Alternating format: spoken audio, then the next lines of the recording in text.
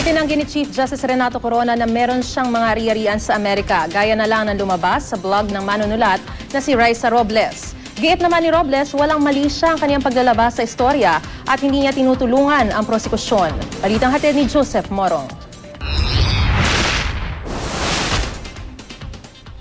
Sa harap ng mga bagong graduate ng Philippine Law School, iginit muli ni Supreme Court Chief Justice Renato Corona na di raw niya aatrasan ng kaliwat ng pambabatikos sa kanya. Nitong weekend, lumabas sa blog ng manunulat na si Raisa Robles na lumutang daw sa kanyang internet search sa US Public Records ang ilang ari-arian sa Tampa, Florida at Mountain View, California sa Amerika na nakapangalan umano sa isang Renato C. Corona. Lumabas pa raw sa kanyang internet search na may mga kamag-anak daw ang naturang Renato C. Corona na nagngangalang Christina, Carla, Francis at Charina. Pero sa isang text message, pinaabot ni Corona na mga nabanggit daw na apartment ay mga nirentahan lamang umano ng dalawa niyang anak na babae na kapwa physical therapist sa Amerika. Ang bahay naman daw sa Florida ay sa isang kaibigan na tinitira nila pag pumupunta sila sa Orlando o Disney World.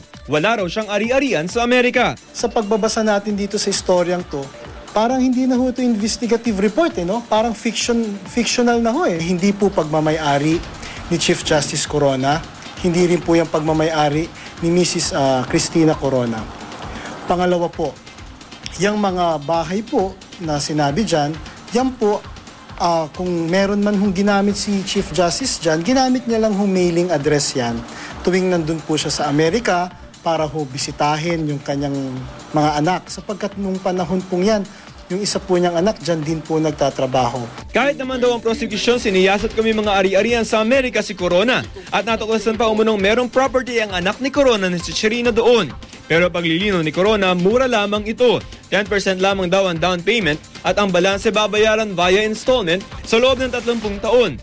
Kayang-kaya raw itong bayaran ng anak na dalawa ang trabaho at ng manugang niyang kumikita raw ng maayos. Dahil hindi na menor de edad, hindi raw kailangang ideklara sa sali ni Corona ang ari-arian ni Charina. Si Robles naman, iginiit na wala siyang mali siya nang ilabas ang istorya, sabay tangging tumutulong siya sa prosekusyon. Wala akong allegation. Ginawa ko talagang very definite, no? Hindi ko sinasabi na si CJ Corona ang may-ari ng Bayshore na bahay at saka doon sa Mountain View.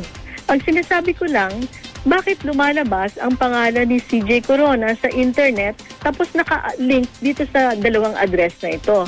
Joseph Morong, GMA News.